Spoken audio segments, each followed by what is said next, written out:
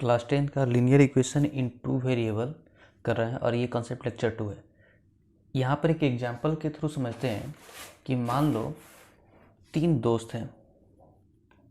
एक का नाम आशीष है, एक का नाम सनी और एक आयुष। अब देखो आयुष को क्या करना है, कुछ पेन और कुछ पेंसिल खरीदने हैं। उसे 2 पेंसिल और एक पेन खरीदना। अब उसे ये समझ में नहीं आ रहा है कि वो अपने घर से कितने पैसे लेकर जाए कि उसे 2 पेंसिल और एक पेन मिल जाए।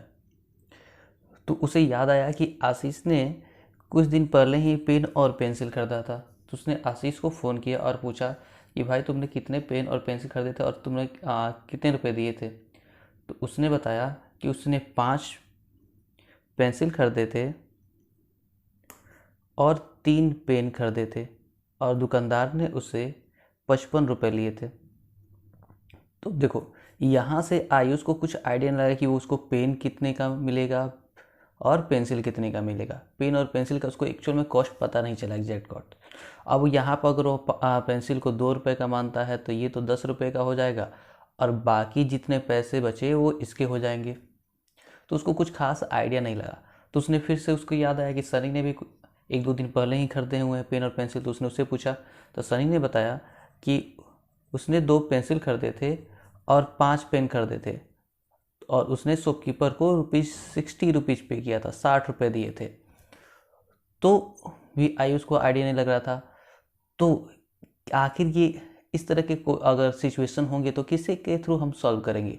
तो इस तरह के सिचुएशन अगर मिलेगा जहाँ पे आपको 2 तरह के कंडीशन दिए गए हों, उस कंडीशन से आपको पेंसिल और पेन दोनों के कॉस्ट पता करने हो, तो इस तरह के सिचुएशन को हम डील करते हैं linear equation in two variable में। कैसे डील करते हैं तो देखो, अगर मैं मान लो कि पेंसिल का जो कॉस्ट है, एक पेंसिल का कॉस्ट ₹X है और एक पेन का कॉस्ट जो है वो ₹Y है। तो ये जो सिचुएशन बनेगा वो क्या हो जाएगा, 5x plus 3y is equal to 55।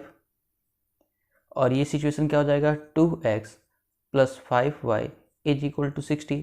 अब इन दोनों के हेल्प से ये लीनियर इक्वेशन टू वेरिएबल आ गया। इन दोनों के हेल्प से अगर मैं कैसे भी x और y का अगर वैल्यू फाइंड आउट कर लूँ तो क्या हो जाएगा, मैं एक्चुअल में आयुष को कितने रुपए लेने होंगे 2 पेंसिल और पेन खरीदने का, यानी कि वो क्या है, उससे निकालना है 2x plus Y.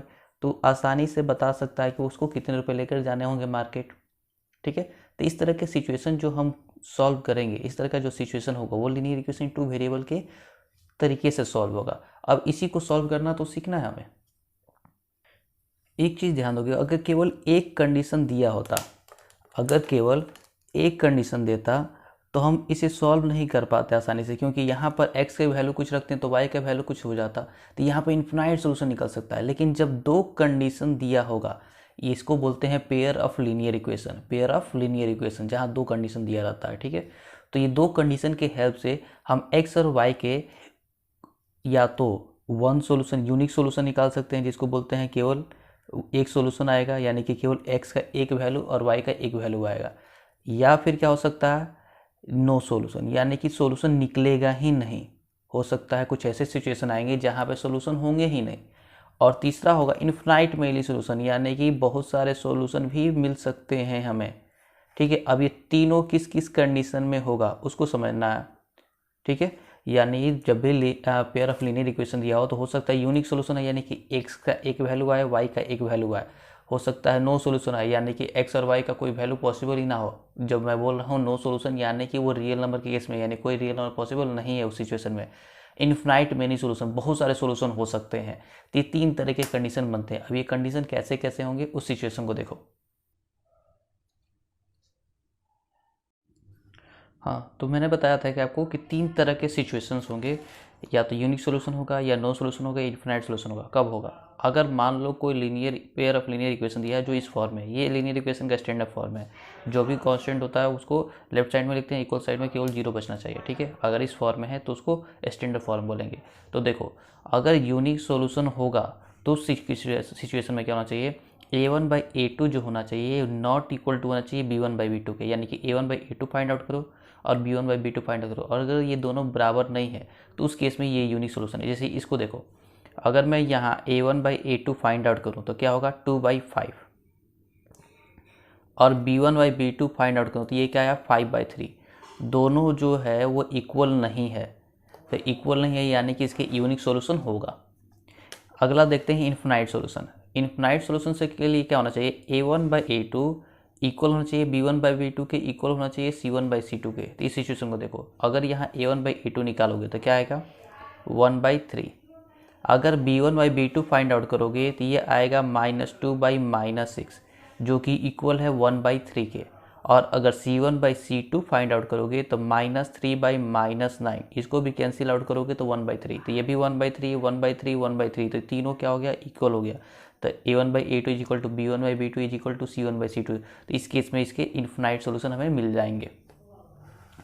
For no solution, तो नो सोल्यूशन के केस में देखो क्या होना चाहिए, a1/a2 इक्वल होना चाहिए b1/b2 के, लेकिन ये इक्वल नहीं होना चाहिए c1/c, not equal to c1/c2। इसी सिचुएशन में देखो 6/12 है, 6/12 यानी कि 1/2, 3/6, 3/6 यानी कि ये भी 1/2, तो ये दोनों तो इक्वल हो गया।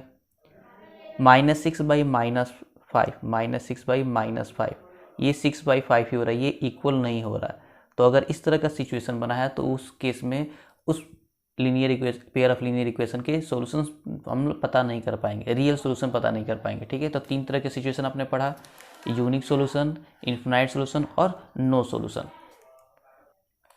यूनिक सॉल्यूशन को और इन्फिनाइट सॉल्यूशन को कंसिस्टेंट सॉल्यूशन भी बोलते हैं, और नो सॉल्यूशन को इनकंसिस्टेंट सॉल्यूशन बोलते हैं। ठीक है, इस चीज़ को याद रखो। अब बात करते हैं कि लीनियर इक्वेशन इनटू वेरिएबल का जो पेयर दिया होगा उसको सॉल्व कैसे करेंगे। तो इसको सॉल्व करने के 4 मेथड हैं। सबसे पहला है सब्स्टिट्यूशन मेथड, दूसरा है एलिमिनेशन मेथड, तीसरा है क्रॉस मल्टीप्लिकेशन मेथड, और चौथा है ग्राफिकल मेथड। इन चारों तरीकों को इसी क्लास 10th में हमें पढ़ना है। इन चारों तरीके से लीनियर इक्वेशन इनटू वेरिएबल के एक पेयर को सॉल्व कैसे करते हैं, तो बारी बारी से इनको पढ़ेंगे और सॉल्व करने का तरीका देखेंगे। तो आज के वीडियो में फ़िलहाल इतना ही। अगले वीडियो में हम सब्स्टिट्यूशन मेथड्स करेंगे। Thank you.